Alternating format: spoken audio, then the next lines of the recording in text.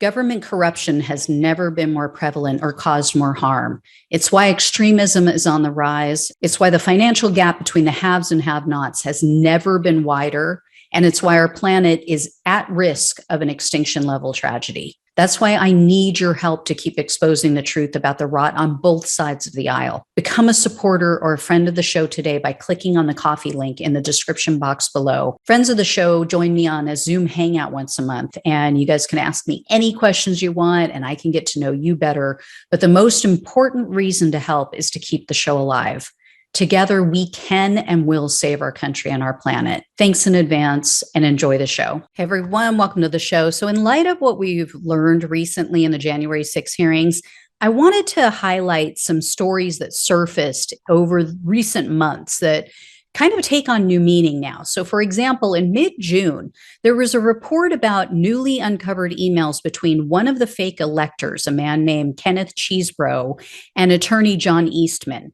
In one exchange, Chesebro appeared hopeful that the threat of violence on January 6th would be a factor in getting the Supreme Court justices to take some sort of action to try to keep Trump in power. He wrote to Eastman, quote, "Odds of action before January 6 will become more favorable if the justices start to fear that there will be, quote, wild chaos on January 6 unless they rule by then." So notably, Chesebro put the word wild in quotation marks, like I said. So they clearly knew what Trump meant by the word wild. They knew he was referring to violence, and they welcomed it because they believed it would help them to achieve their goals.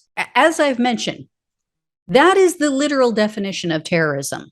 And consider the actions of Congress members like Jim Jordan, Matt Gaetz, Marjorie Taylor Greene.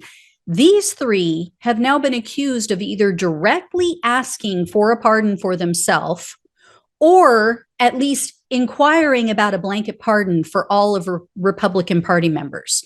And remember, Jordan was sent a subpoena to meet with this January 6th committee, and he refused to meet with them unless they provided him with evidence that they had against him first. But, you know, before we learned of his inquiry about a blanket pardon for all Republicans, we could have assumed that he just wanted the committee to explain why they believed he was involved, right? Why they're bothering him. Now his request for details looks a lot different. The same goes for a story that broke about Gaetz and Greene in mid-April.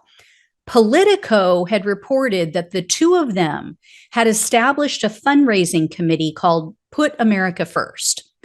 That committee sent more than $25,000 to John Eastman's law firm between September of 2021 and January 14th of this year.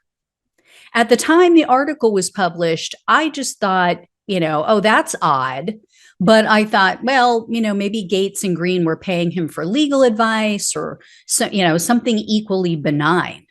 And now that we know, or, that it was at least alleged by two separate Trump officials and in a shared email that Gaetz and Greene and Eastman were all requesting pardons from Trump, that story also now evokes new questions and new suspicions.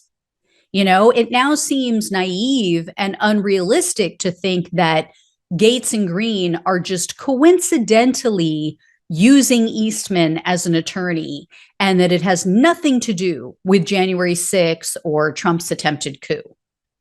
And no one has been able to ascertain what he was doing for them. And remember, Meadows' aide, Cassidy Hutchinson, also confirmed that Meadows was burning documents.